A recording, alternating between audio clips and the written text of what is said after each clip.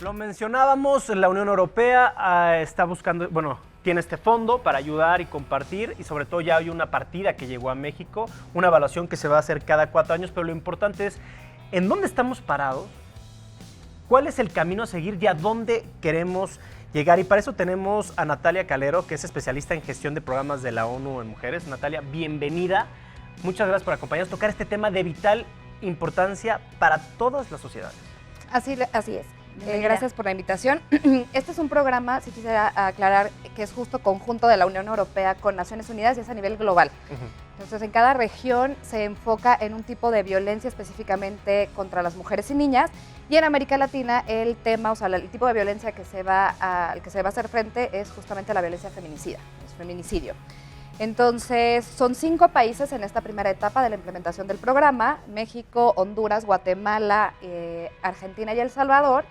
Y en México se está planeando una inversión en un primer momento de $7.5 millones, repartidos, digamos, en 6 grandes ejes que tendrían que ver con un eje normativo y de política pública, uno de fortalecimiento institucional, uno enfocado en prevención, otro en servicios, en información y estadísticas, y un sexto en el fortalecimiento de las organizaciones de la sociedad civil, sin las cuales no es posible tampoco fortalecer y hacer más en este programa.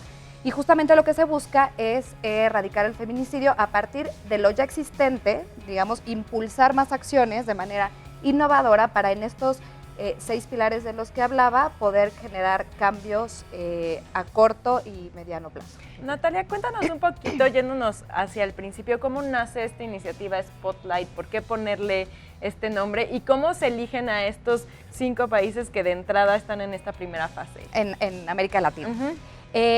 Spotlight, justo el nombre significa poner en la luz. Spotlight es llevar a la luz un tema que justamente ha estado en la oscuridad.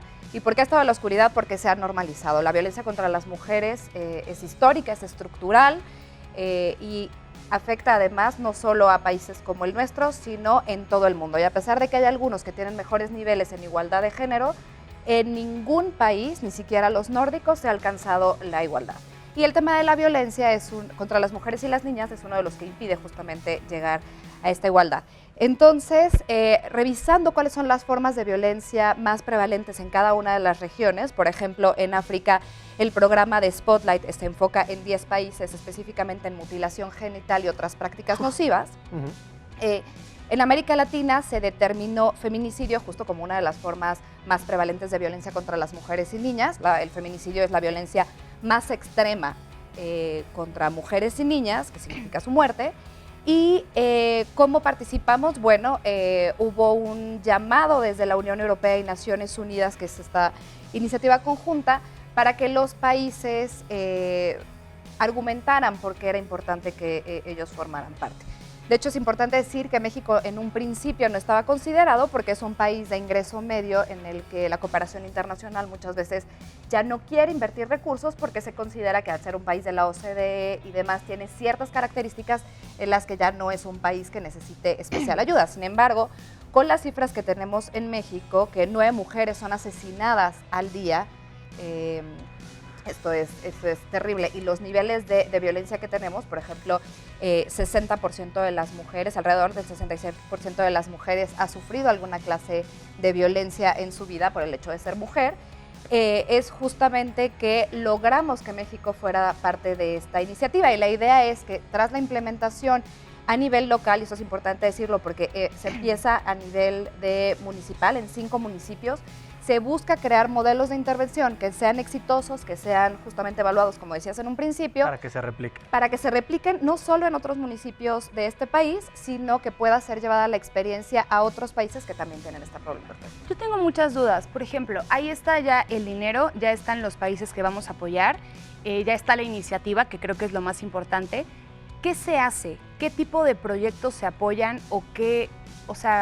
¿Cómo hacemos para poder mejorar esta situación así, con dinero? Claro. O sea, ¿qué es tan complicado? Porque creo que es más bien algo de educación, ¿no? Es algo que viene desde casa y lo veo difícil. Es un problema, la violencia contra las mujeres y las niñas, efectivamente tienes razón, es un problema además multifactorial. no tiene su origen, digamos, en una sola causa, sino que son varias. Entonces, justamente por eso el programa tiene 6 pilares, o sea, busca enfrentar el problema desde distintos ámbitos para poder tratar de tener mejores resultados. Entonces, ejemplos de ello. El primer, por ejemplo, pilar que tiene que ver con normatividad. Es cierto que México en materia de normas está a nivel mundial bastante bien posicionado, es decir, el marco jurídico es suficiente, reconoce derechos humanos, reconoce los derechos de las mujeres en plenitud, hay todavía muchas áreas de oportunidad en cuanto a la implementación, ¿no? Y esto a nivel federal, pero cuando nos vamos a nivel local y a nivel municipal, todavía hay normatividad que es discriminatoria contra las mujeres y que impide que ellas se empoderen. Entonces, por ejemplo, con dinero puedes hacer un diagnóstico respecto de cuáles son las normas que necesitan cambiarse para mejorar las reglas del juego y que las mujeres y las niñas puedan estar más empoderadas. Después, fortalecimiento institucional, por ejemplo. Hemos encontrado que en algunos, pues no todas las autoridades que dan atención están familiarizadas con los derechos de las mujeres.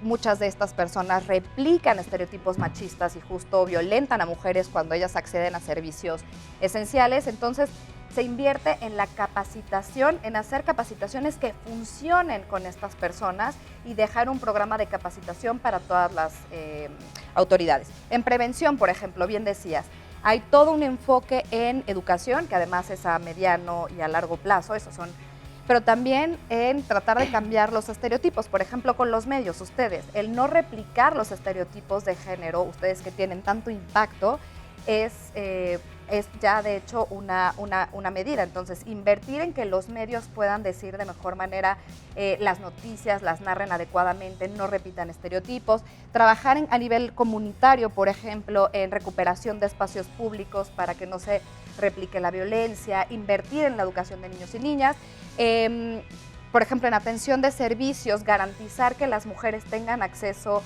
a hospitales, a servicios de salud si son violentadas, en fin, y eso requiere dinero, eso requiere una inversión en dinero, no solo efectivamente de cambiar los estereotipos, pero sí de invertir en recursos. Por ejemplo, datos y estadísticas, que es algo que muchas veces no se le da la importancia suficiente, es si no tenemos la información a nivel municipal adecuado, no sabemos realmente cómo vamos a hacer frente al problema, no sabemos qué tipo de violencia, dónde está más. Entonces, hacer diagnósticos, generar datos, es algo que es costoso, pero que nos ayuda efectivamente a implementar buenas políticas. Y, por ejemplo, en el Pilar 6, que ya es el último, el tema de fortalecimiento de las organizaciones de la sociedad civil, que muchas veces necesitan profesionalización de ciertas actividades para poder hacer mejor sus funciones en ayudar a niñas y a mujeres, y eso requiere recursos. Entonces, estos son ejemplos. Oye, Natalia, hablando de todas estas políticas que estás mencionando y hacia dónde se dirige esta iniciativa, mencionaste algo que se llama diagnóstico. ¿Y a qué voy? ¿Cómo diagnostican o cuál es el problema principal? Una cosa es la violencia de género y otra cosa llegar al feminicidio. ¿Por qué los niveles tan altos? ¿Por qué si ha ido en un aumento ni siquiera gradual, un aumento que se disparó de manera asombrosa esta cuestión? ¿Por qué? ¿Dónde está el problema? ¿En dónde radica? ¿Qué fue lo que nos sucedió? ¿En qué momento la sociedad se empezó a echar a perder tanto que llegamos a estos niveles?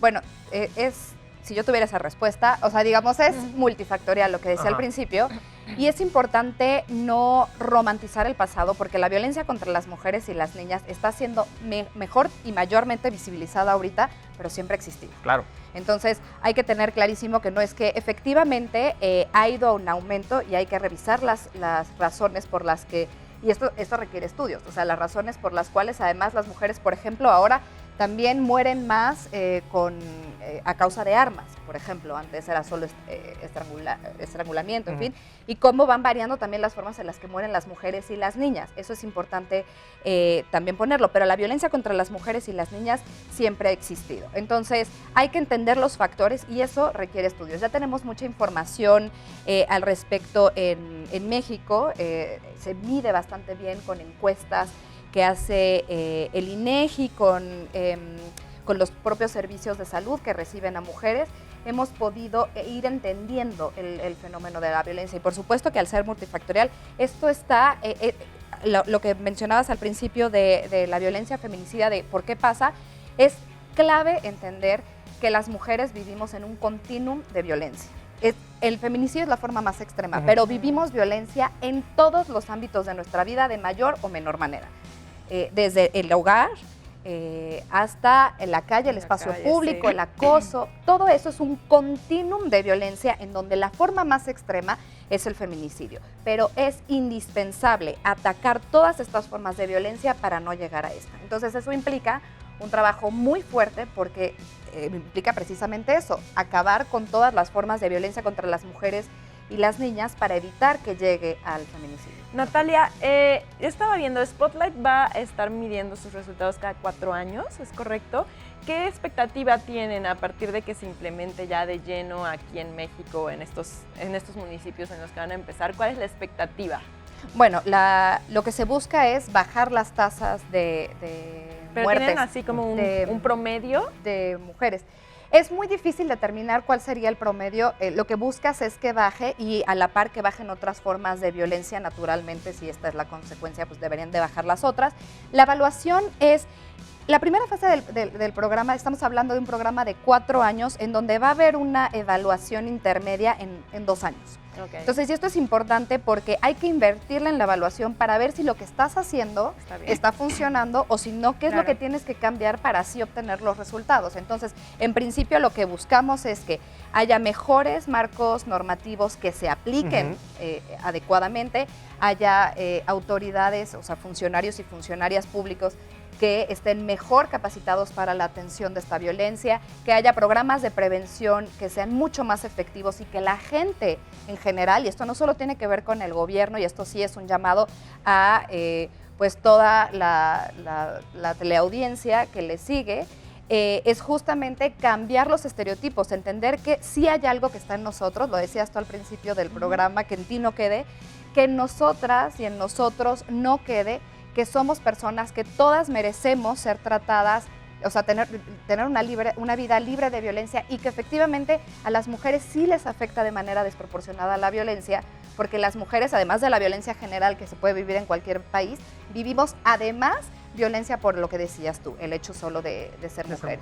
O de ponerte un short en la calle y entonces tu culpa si te violentan, ¿no? Que eso es algo terrible. Natalia, muchísimas gracias. La verdad es que, como decimos, es nuestro derecho y empieza desde casa, ¿no? Entonces, muchas gracias por habernos acompañado. Ya me quedó todo mucho más claro. Yo tenía bastantes dudas, pero ya. Antes de irnos al corte, me gustaría terminar con lo que dijo desde casa. ¿Qué hacemos nosotros en nuestros hogares? ¿Cómo podemos educar a tu hijo? Exactamente, Y a hablando tus hijas, de a educar hijos, pero ¿qué medidas son las que uno debe estar, la gente que nos está viendo a través de sus casas, cuál es la principal medida que tenemos que hacer desde nuestra casa para despedirnos? Son muchas, yo creo que ser conscientes de que todas las personas, independientemente de si somos hombres o mujeres, tenemos derechos y tenemos derechos a una vida libre de violencia y que no tenemos diferencias en el ejercicio de los derechos por el hecho de ser mujeres u hombres. Entonces, todas merecemos tener una vida libre de violencia, todas merecemos ejercer, todas las personas, nuestros derechos de manera plena, independientemente de si somos hombres y si somos mujeres, y todas tenemos que pugnar para que así sea. Respeto, ¿no? Respeto al final del día. Natalia, muchísimas gracias. Muchas gracias a ustedes. Cuenta con el Heraldo para apoyar esta iniciativa y desde nuestra trinchera haremos hasta lo imposible. Nosotros damos un corte, no se vayan, continúen aquí en el Heraldo Magazine.